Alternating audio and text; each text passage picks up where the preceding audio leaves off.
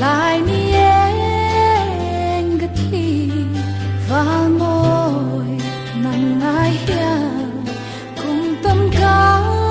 hoặc thay lo lung lên qua đi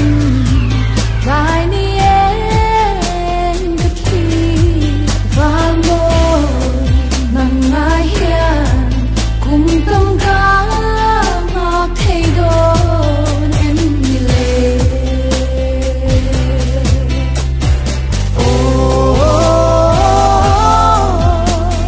khoan yên chẳng thoại sẽ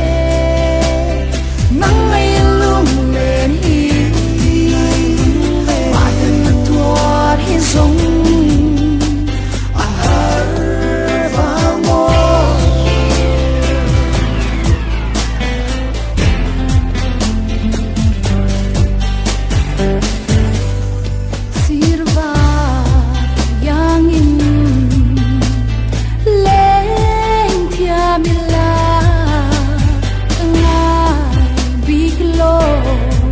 lên không kén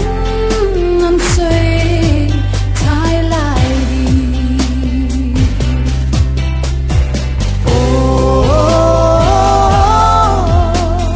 khoan yên chẳng thoại sẽ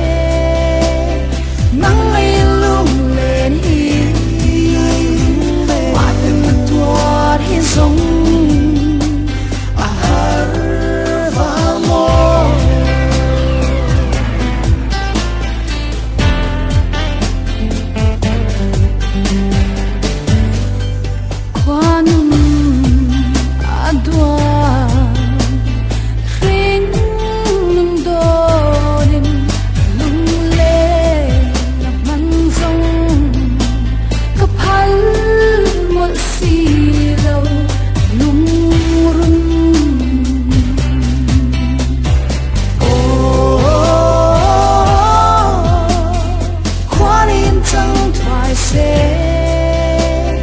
nắng ngày lung lên hi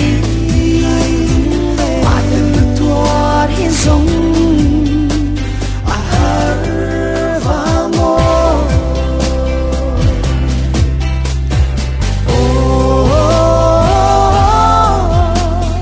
khoan yên chẳng thoại sẽ